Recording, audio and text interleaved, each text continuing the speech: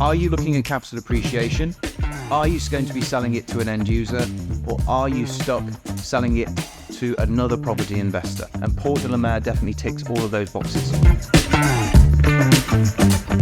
Hello and welcome back to What's the Deal? My name's Jack from Edwards & Towers, and today I'm going to take you through an island development that I believe still has around 20% capital appreciation to go over the next 2 to 3 years. Palm Jumeirah launched in 2004.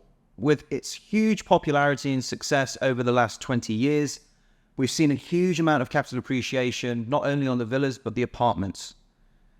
Positioning the island now as one of the most luxurious addresses in the world, islands in this country of the United Arab Emirates have done particularly well. People are after beach lifestyles, quiet communities, low-rise buildings, giving that family atmosphere and world-class 5-star hotel amenities right on your doorstep.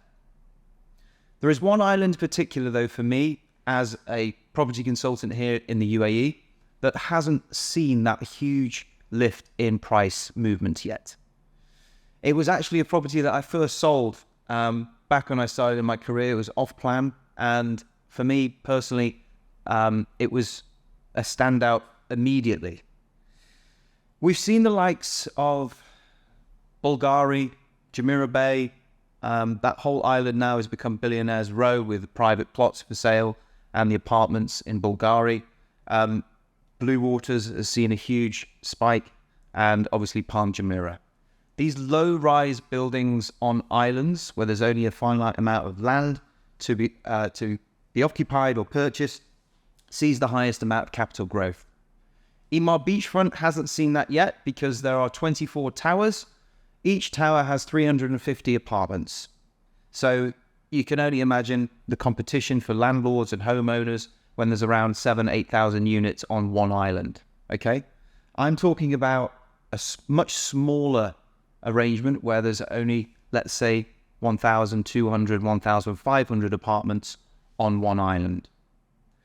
The island I'm just talking about today is called Port de La Mer, which also has some townhouses and villas at the start of that island. Today, you can purchase a property there for around 2.2 million for an investment apartment, which is a 1-bedroom, which is the most affordable, going up to around 2.5 million for a 1,100 square foot apartment. Unlike Blue Waters, it has its own private beach and it has its own private marina. There is going to be 2 hotels that are going to be built there alongside a very affluent yacht club.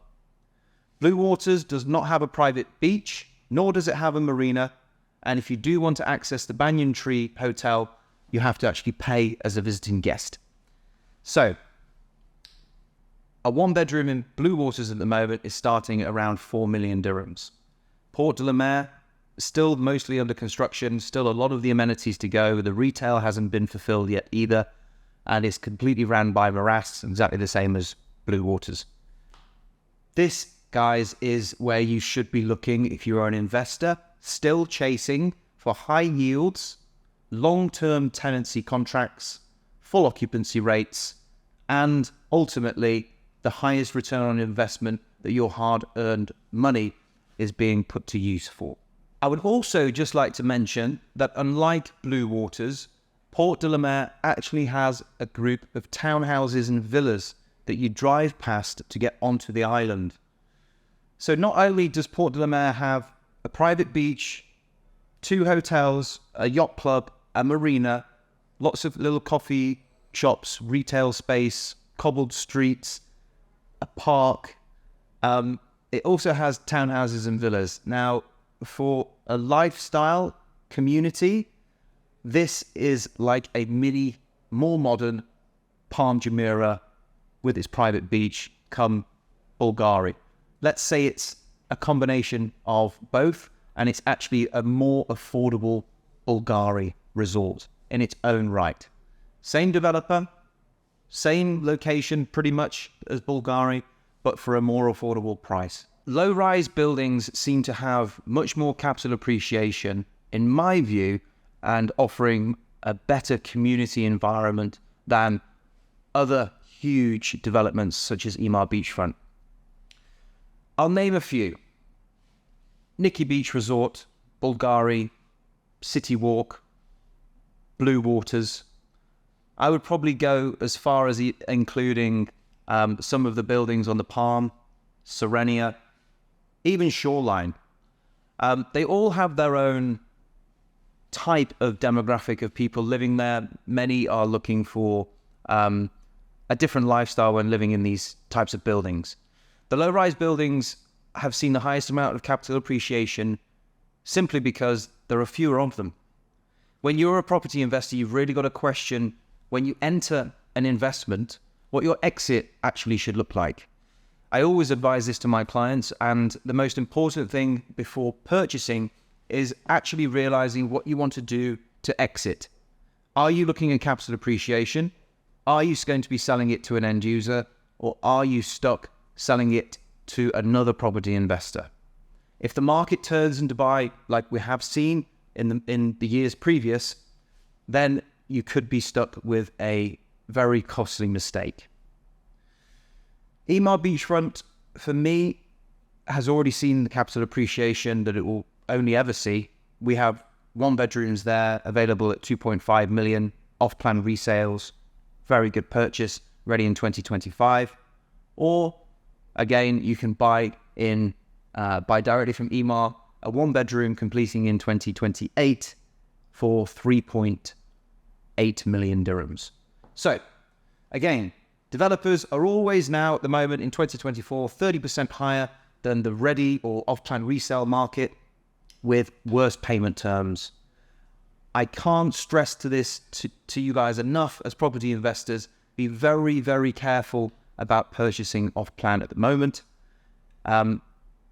Purely because I know what's on the ready market with us at Edwards and Towers, and we are more affordable, better options, better aspects, better payment terms, and obviously a much lower price. So when you do come to hand over the property, you haven't got this price battle with other landlords, and that's exactly what you need to think when these properties hand over.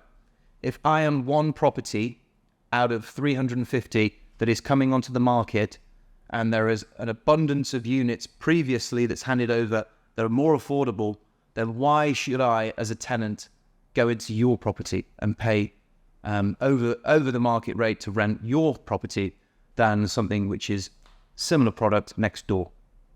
Emaar Beachfront is a great example of this, with 7,000 or 8,000 units being built over the next 4 to 5 years. That is going to be a big challenge. Port de La Mer, for me, doesn't have that problem.